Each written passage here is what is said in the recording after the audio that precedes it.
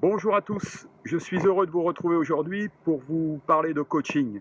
Alors une petite précision sur mon lieu, là je suis donc au Château d'If et puis donc on est sur l'archipel du Frioul et derrière moi vous voyez l'île de Pomègue. Voilà, alors pourquoi vous parler de coaching? Eh bien d'abord parce que je suis fraîchement certifié de l'école de coaching francophone dirigée par Lionel Calderini. Et ensuite, parce que vous êtes un certain nombre à me demander ou à me dire surtout que vous ne voyez pas d'intérêt à ce mode d'accompagnement. Alors, tout d'abord, qu'est-ce que le coaching? Quelle définition finalement je pourrais en donner, sachant que chacun peut donner la sienne? Eh bien, pour moi, c'est un métier pour lequel il s'agit d'accompagner une personne dans l'atteinte d'un objectif, d'un résultat, mais surtout dans son dialogue interne. Et j'insiste sur cette notion de dialogue interne qui est très importante. Et donc d'accompagner une personne dans le but de clarifier une situation ou bien la faire évoluer. Voilà. Alors, je vais vous expliquer ces différentes notions que sont pour moi l'objectif, le résultat et le dialogue interne. Alors, tout d'abord, revenons sur le rôle du coach. Le coach n'est pas un conseiller, c'est-à-dire qu'il n'est pas là pour prendre en charge, au travers de conseils, la résolution d'une demande de son client, car cette approche empêcherait la personne d'avoir une prise de conscience, qui est une des finalités du coaching, car il n'y a pas de changement sans prise de conscience. De plus, pour conseiller une personne, notamment lorsqu'elle vient pour un sujet professionnel, il faudrait que le coach soit au moins autant compétent qu'elle dans le domaine concerné. Voilà au moins deux bonnes raisons pour lesquelles le coach ne donne pas de conseils. Il est ensuite primordial dans une séance de coaching que la personne reste responsable de ses choix et de ses décisions. En revanche, le coach va, au travers de questions, conduire son client pour le faire entrer dans un dialogue interne. Et c'est là tout l'art du questionnement que de permettre à une personne de véritablement plonger dans la réflexion. Le questionnement, c'est le moteur le plus puissant du changement, car notre cerveau est programmé pour répondre, que ce soit de manière intellectuelle, émotionnelle ou comportementale. Une question a toujours une conséquence, celle de nous faire réfléchir.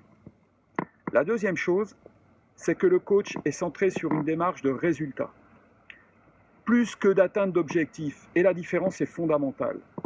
Je m'explique.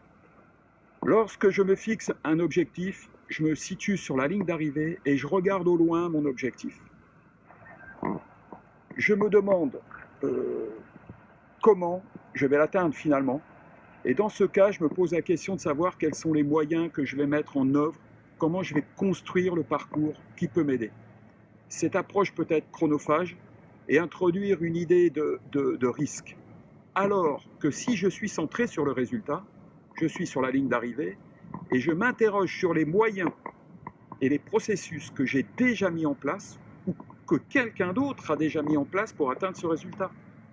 Ce qui va considérablement réduire le temps et faire évoluer la lourdeur, identifier des moyens, voire d'aller vers l'inconnu. Maintenant, nous allons voir pourquoi se faire coacher.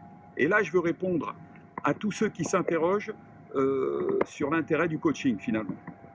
En tout premier lieu, je dirais que le coaching permet de débloquer tout type de situation et ce, dans toutes les professions.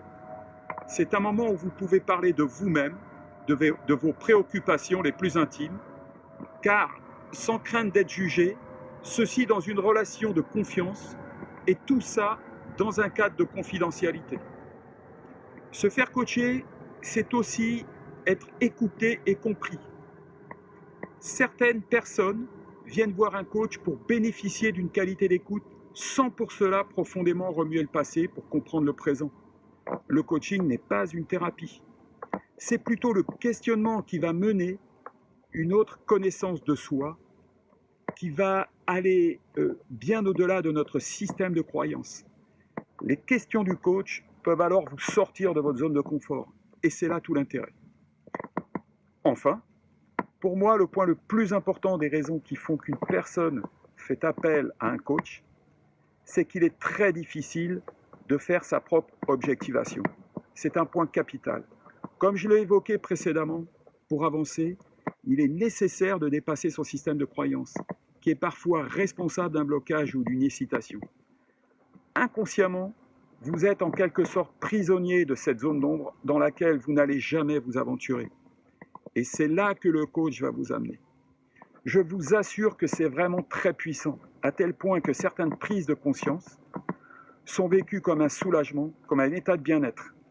Pour moi, se faire coacher, c'est aussi une forme d'intelligence qui permet de progresser. Voilà ce que je souhaitais vous dire au travers de cette petite vidéo. Et pour conclure, je voudrais faire un clin d'œil justement à l'école de coaching francophone. C'est là que j'ai été formé et on nous a enseigné qu'un coach doit travailler à son inutilité. C'est pas génial ça? Et c'est là, pour moi, le principal objectif d'un coach. Accompagner son client vers sa pleine autonomie.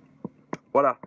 Comme d'habitude, vous pouvez me laisser un message au travers de cette chaîne YouTube Claude Rossi Coaching, voire même vous y abonner, ce serait super. Vous pouvez aussi me rejoindre sur la page Facebook Claude Rossi Pro. Vous y trouverez toutes les coordonnées pour me contacter. Super, je vous dis à très bientôt. Au revoir les amis.